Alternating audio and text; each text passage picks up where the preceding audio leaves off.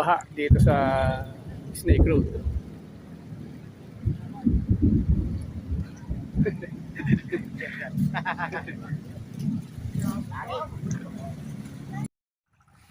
Narito tayo ngayon sa San Juan. Narito tayo sa pinakamababang parte ng bukid natin.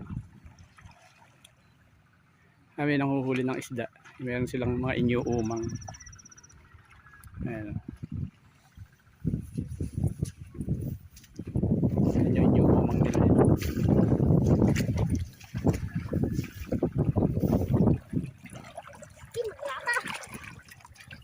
Nakahuli silang dalawang tilapia.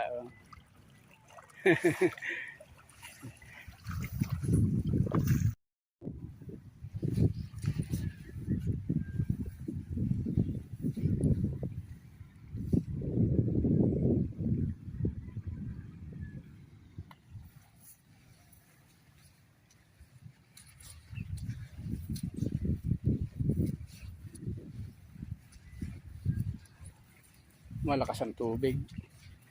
Pero pahupa na kasi kahapon mas malakas siya.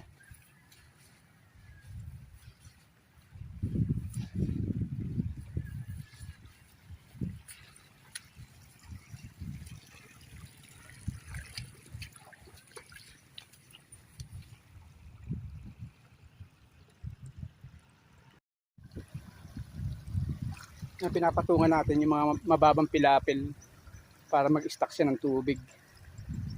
Kasi pagka nawalan na naman ng ulan at wala nang dumating na tubig, bigla siyang matutuyuan. Kaya pinapatungan natin yung ibang mabababa para kahit paano makapagpondo siya ng tubig. Katulad nito, babahagya la tubig nito. Yung mga lugar pa siyang tuyo,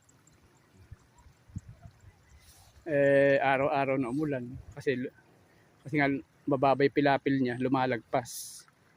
Hindi pa naman patag yung ating pitak, yung mga kahon.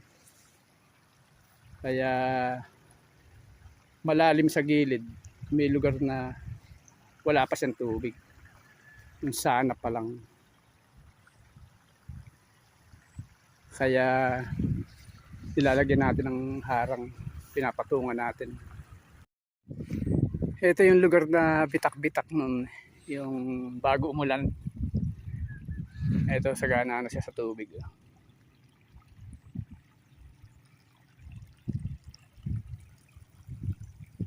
Ayan, lalo na itong lugar na ito.